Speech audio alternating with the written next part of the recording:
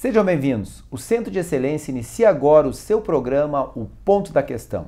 Hoje temos a honra de receber aqui o professor Dr. Júlio César de Lima Ribeiro, que é advogado especialista em Direito Societário, também mestre em Direito Empresarial pela Universidade Estadual Paulista e é doutorando em Ciências Jurídico-Empresariais pela Faculdade de Direito da Universidade de Coimbra. O professor está aqui hoje no Centro de Excelência em Direito para ministrar a disciplina Direito Societário na nossa pós-graduação em Direito Civil e Empresarial. Professor, seja bem-vindo ao Centro de Excelência. Muito obrigado. O tema de hoje é muito interessante, principalmente para quem atua em direito empresarial, para quem tem empresas, sociedades comerciais. Existe um padrão de comportamento hoje quando se cria uma empresa que é encaminhar para um setor de contabilidade, uma empresa de contabilidade, para que essa elabore os contratos sociais e faça todas as modificações estatutárias necessárias para o funcionamento daquela sociedade. O problema é que estes contratos padrões desenvolvidos pelas empresas de contabilidade muitas vezes não esclarecem, não estabelecem alguns pontos que vão ser depois importantíssimos no funcionamento dessa sociedade. Como, por exemplo, quem realmente administra essa sociedade? Como vai funcionar a questão da responsabilidade civil dessa sociedade perante terceiros? E se um dos sócios morrer, como será feita a sucessão da sociedade? E se um sócio quiser sair, de que forma isso pode ser efetivado? Geralmente, os contratos padrões estabelecidos pelas empresas de contabilidade não prevêem uma solução para essas situações. E o nosso entrevistado de hoje, que é especialista em direito societário, vai dar grandes dicas de como colocar algumas cláusulas nos contratos sociais e deixar esses problemas já previamente resolvidos. Professor, quando se vai elaborar um contrato social, se uma empresa já tem um contrato social, o que é importante revisar nesse contrato e quais as cláusulas que são essenciais para dar uma segurança para os proprietários? Muitas das vezes o contrato contém, como administradores, todos os sócios, sendo que, na verdade, uma sociedade de 5 ou 6 sócios, por exemplo, 1 ou 2 é que administram, os outros só tomam algumas deliberações. Essa questão é uma questão muito importante de ser pontuada, de ser retificada com o contrato social. Até porque existe uma responsabilização diferente para os administradores e uma responsabilização diferente para os sócios. Essa definição não é só uma questão formal, ela vai ter uma série de repercussões depois na esfera da responsabilidade civil, da responsabilidade tributária, até mesmo em responsabilidades penais.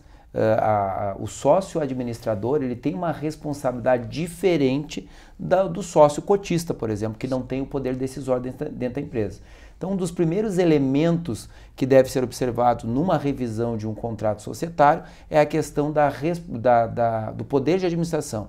Quem serão os sócios que efetivamente vão administrar e qual será o papel dentro do poder decisório dessa empresa. No capítulo próprio do contrato social, onde trata de responsabilidades, é que a sociedade ela tem que ter um cuidado diferenciado, ela tem que estabelecer adequadamente qual vai ser a responsabilidade do sócio administrador nesse tipo de situação, onde ele seja mais arrojado e queira tomar uma decisão que pode trazer um grande benefício para a sociedade, mas também pode gerar prejuízo a terceiros e uma responsabilidade civil da empresa. Então, neste caso, tem que se deixar bem claro qual vai ser a responsabilidade do sócio administrador, qual vai ser a responsabilidade dos demais sócios e também existe a possibilidade de se contratar um seguro para situações como essa. Sim. Vamos falar um pouco desse seguro. Como é que funciona esse seguro? Esse seguro ele nasceu nos Estados Unidos, ele é mundialmente conhecido como DEO Insurance. E hoje nós temos várias empresas seguradoras que fazem esse tipo de seguro. É um seguro que, obviamente, ele não vai responder, ele não vai arcar com eventuais prejuízos que o administrador tenha causado porque ele atuou contra a legislação, ou porque ele atuou de má fé, ou porque ele cometeu alguma fraude.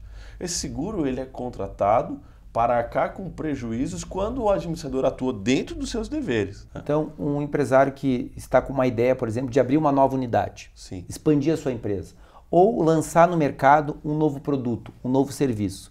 Um cuidado que ele pode ter é buscar contratar um seguro desta natureza e se essa unidade não atender as expectativas e tiver que fechar, ou se o produto não vingar no mercado e acabar trazendo um prejuízo, o seguro neste caso cobriria esses prejuízos? Como que funciona esse seguro? Na verdade, o seguro ele vai cobrir, a ideia é que ele cubra toda a administração societária. Ele não é contratado pontualmente para uma ou outra decisão.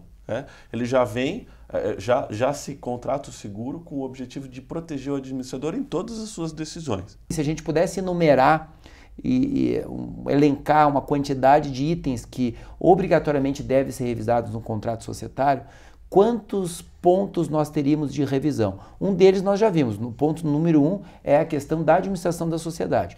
Quem vai administrar? Quantos pontos necessitariam de revisão? Vamos falar um pouquinho sobre cada um deles. Uma revisão com relação ao objeto social, porque às vezes a sociedade empresária ela começa com um objeto social e ela acaba ampliando a quantidade de objetos sociais, ou seja, quais são as atividades que a empresa exerce. Hoje a gente tem uma tabela com as atividades que tem que ser adequadas. Então, se eventualmente a sociedade empresária ela começa a realizar uma outra atividade para além daquelas que ela já tinha previsto, a gente precisa incluir essa atividade, sob pena de ela estar realizando essa atividade de forma irregular. A empresa deve evitar de colocar no contrato social atividades que ela não realiza, porque isso pode levar ela a um enquadramento tributário ou a necessidade de cumprir algumas exigências de conselhos de fiscalização profissional, etc., que às vezes ela não realiza aquela atividade e não precisaria estar enfrentando aquela dificuldade. Então o que o professor colocou é bastante importante. Definir o objeto social somente naquilo que a empresa efetivamente realiza. E se houver uma mudança no futuro, ela vai então alterar. A alteração é bastante simples. Não é nem necessário realizar, em alguns dos casos, não é nem necessário realizar uma reunião de sócios efetivamente. Se todos os sócios concordam com a alteração do contrato social única e exclusivamente para a inclusão ou para a exclusão de um objeto social, o procedimento é bastante simples. Os sócios vão todos assinar o pedido de alteração, então fica mais fácil de alterar, não é nada tão difícil assim.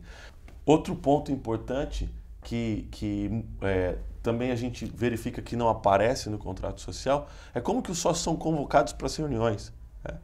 Se houver uma lacuna no contrato social relativamente à convocação, se não houver uma convocação formal, é possível até anular a reunião que foi realizada. E aí tem que se fazer uma nova reunião, se perde tempo, se gasta dinheiro e não se resolve uma questão que às vezes é simples. Hoje em dia a gente vê convocação pode ser feita por e-mail. Se os sócios colocarem no contrato social seus respectivos e-mails, é lógico que com uma devolutiva. O sócio é convocado para uma reunião de sócios e ele responde: aceito, recebi a convocação, vou comparecer na reunião ou até justificar a sua ausência. O que é importante constar no contrato social para que haja uma segurança jurídica naquela sociedade em função do falecimento de um sócio? Um contrato padrão estabelece que as cotas sociais podem passar para os herdeiros. Mas, às vezes, o sócio ele tem muitos herdeiros. E são várias novas pessoas com novas ideias, com novas cabeças que vão entrar na sociedade. Isso pode vir a prejudicar aquele affectio societatis. Uma dica que eu considero importantíssima e que eu acho que resolve bastante o problema num contrato social é estabelecer uma cláusula que todas as vezes em que um sócio falecer, embora não se imagine que isso vá acontecer, todas as vezes que um sócio falecer, os demais sócios poderão se reunir, aliás, deverão se reunir para deliberar se eles vão aceitar os herdeiros ou se eles vão adquirir as cotas eles próprios ou se a própria sociedade vai adquirir as cotas. Mas isso evita com que novos herdeiros cheguem à sociedade, novos sócios cheguem à sociedade e que isso desestabilize a ambiência entre os sócios, o equilíbrio entre os sócios, o que é importantíssimo numa sociedade hoje. De que forma o contrato social pode blindar a empresa com relação à questão do divórcio?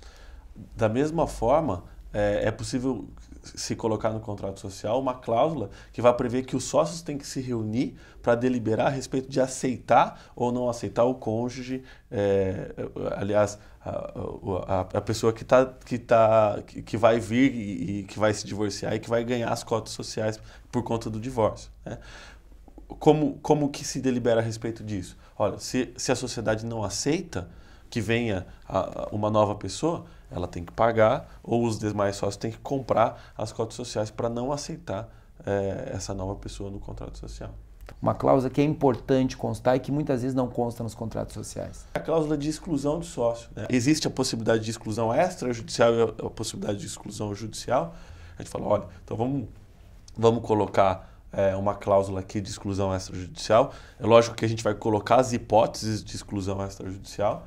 Existe a oportunidade de defesa para o sócio, e isso vai ser tudo documentado, vai ser uma reunião extraordinária que vai ser convocada para isso, ou no caso de mais de 10 sócios, uma assembleia, né? E quando se faz isso no contrato social, quando se coloca isso no contrato social, a gente percebe que os sócios eles passam a ter mais cuidado uns com os outros. Isso acaba fazendo com que a sociedade ela seja, ela ande de uma forma mais retilínea, a ambiência dos sócios, começa a haver um respeito maior entre eles. Sim, com certeza, com certeza. Muito bem. Professor, muito obrigado pela sua participação em nosso programa O Ponto da Questão. Se você gostou desse vídeo, dê um like aqui embaixo, faça seu comentário, faça perguntas, sugira novos temas para os nossos vídeos e lembre-se, inscreva-se no nosso canal e você será o primeiro a ser avisado cada vez que um vídeo novo for postado. Muito obrigado.